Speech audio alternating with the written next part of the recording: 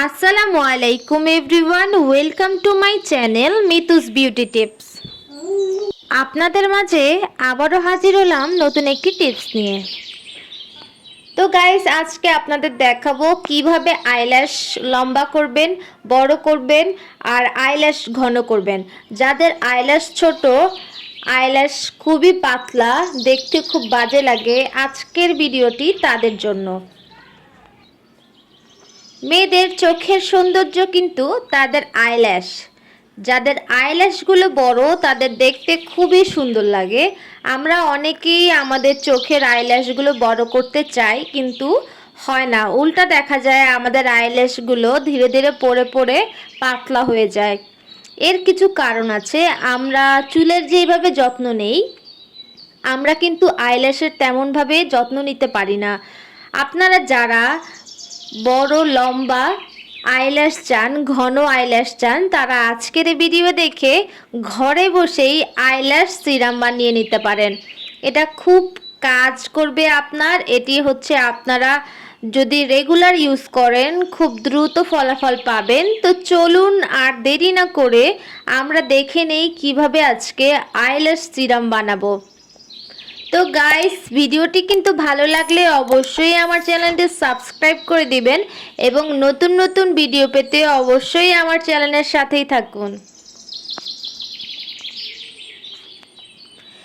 সিরামটি বানানোর জন্য আমি প্রথমেই নিয়ে নিলাম একটি বাটি। তারপর আমি এর ভিতরে অ্যাড করে দিব গ্লিসারিন। এখন যেহেতু শীত চলে এসেছে, গ্লিসারিন আমাদের ত্বকের জন্য যেমন ভালো, তেমনি আমাদের আইল্যাশ, আমাদের হেয়ারের জন্য খুব ভালো কাজ করবে। তো আমি এখানে সামান্য পরিমাণ গ্লিসারিন নিয়ে নিলাম। তার ভিতর আমি এখন অ্যাড করে দিব সামান্য পরিমাণ নারকেল তেল। এটা হচ্ছে হোমমেড নারকেল তেল।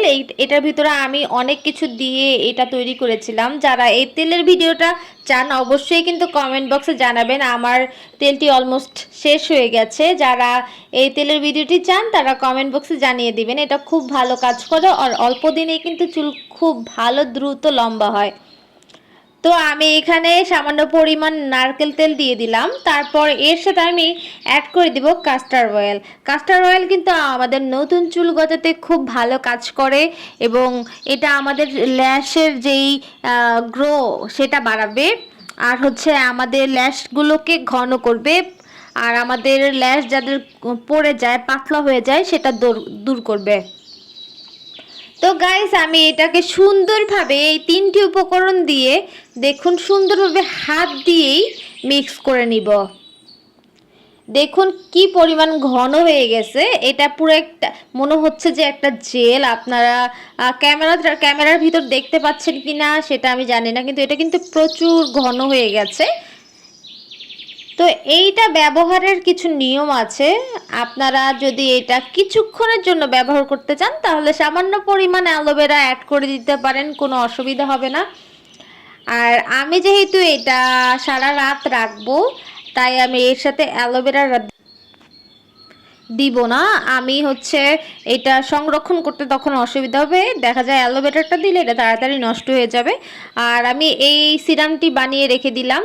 এটা আমি যে কোনো সময় ইউজ করতে পারবো। আপনারা একটি কটন বার অথবা যে কোনো তুলা দিয়ে এটা করতে পারেন, অথবা আপনারা যাদের মাস্কারা পুরনো হয়ে গেছে, মাস্কারা শেষ, তার এটা দিয়েও হচ্ছে সুন্দরভাবে আশ্রিয়ে আশ্রিয়ে আপনাদের মাস্কারার মতো করে আপনাদের আইল্যাশে এটা লাগাতে পারেন, কোনো সমস্যা হবে না।